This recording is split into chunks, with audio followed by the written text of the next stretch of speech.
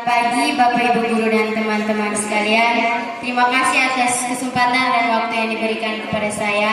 Pada siang hari ini saya akan menjelaskan tentang penyakit diabetes insipidus.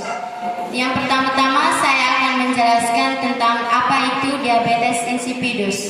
Diabetes insipidus adalah kondisi yang menyebabkan sering buang air kecil dan rasa haus yang berlebihan. Yang kedua, penyebab diabetes insipidus. Diabetes insipidus disebabkan oleh gangguan pada hormon antidiuretik atau ADH yang juga disebut vasopresin. ADH ini berperan untuk mengatur jumlah cairan dalam tubuh. Hormon ini dibentuk di bagian otak atau yang disebut dengan hipotalamus.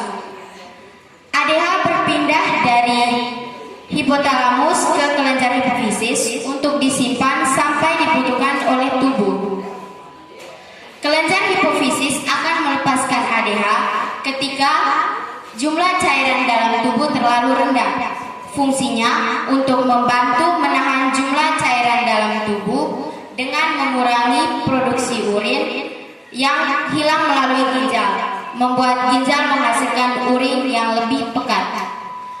Pada diabetes insipidus ini, jika berkurangnya produksi ADH akan membuat ginjal tidak dapat menghasilkan urin yang lebih pekat dan terlalu banyak cairan yang keluar dari dalam tubuh. Yang kedua, saya akan mengajak kita semua mengenal jenis-jenis diabetes insipidus. Sebelum lanjut ke gejala-gejala insipidus, jenis-jenis diabetes insipidus yaitu yang pertama, diabetes insipidus kranial atau diabetes insipidus sentral. Diabetes insipidus sentral ini disebabkan oleh kerusakan pada kelenjar hipofisis atau hipotalamus yang disebabkan oleh pembedahan, cedera kepala, tumor, dan penyakit yang dapat menyebabkan diabetes insipidus sentral dengan menyerang penyimpanan, produksi, dan pelepasan ADH. Yang kedua, diabetes insipidus nefrogenik. Diabetes insipidus nefrogenik ini terjadi ketika adanya kerusakan pada struktur ginjal yang membuat ginjal tidak dapat merespons ADH dengan baik.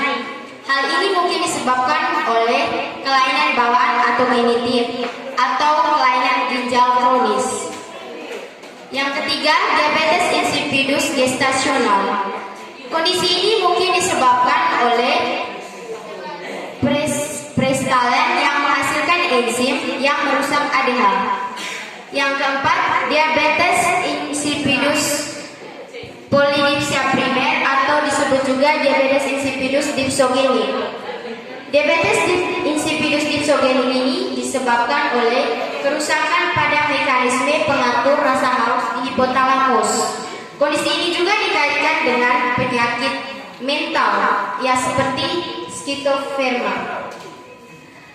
Yang ketiga, kita akan mengenal gejala-gejala terjadinya diabetes insipidus, yaitu yang pertama, rasa haus sepanjang hari, peningkatan jumlah urin, peningkatan frekuensi buang air kecil, berkemih di malam hari, kelelahan karena kualitas tidur terganggu akibat sering terbangun di malam hari untuk berkemih.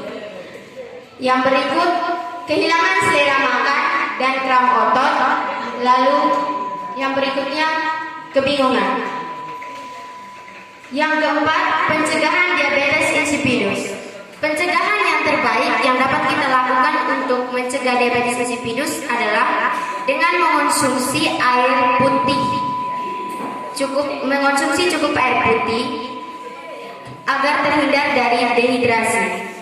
Yang kelima, pengobatan diabetes insipidus. Yang pertama, pengobatan diabetes insipidus kranial atau sentral. Pengobatan ini dibagi atas dua, yaitu pengobatan secara medis dan pengobatan secara tradisional.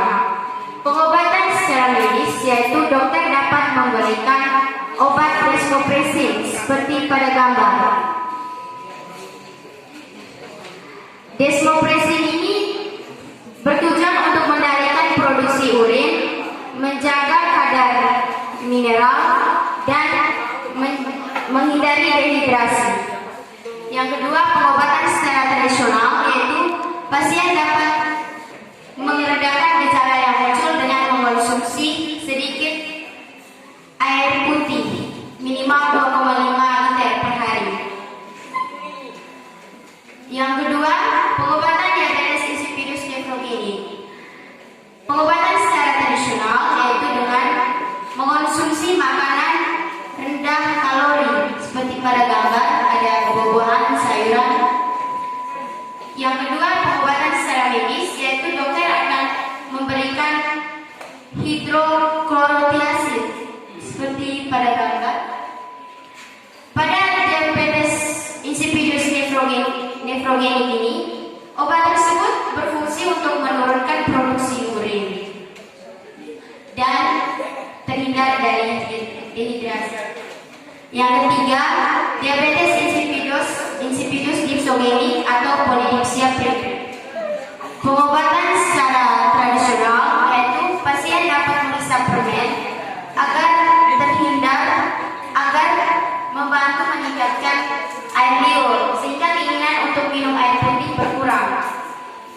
Pengobatan secara medis, dokter juga akan menyarankan pasien untuk mengonsumsi obat desmopressin. Yang keempat, pengobatan diabetes insipidus gestasional. Pengobatan diabetes insipidus gestasional ini tidak ada obat yang spesifik, tetapi dokter bisa menyarankan pasien untuk mengonsumsi obat desmopressin. Mungkin hanya ini saja kesimpulan saya hari ini. Semoga kita bisa menjaga kesehatan kita, menjaga ginjal kita dengan mengonsumsi banyak air putih dan mengatur pola makan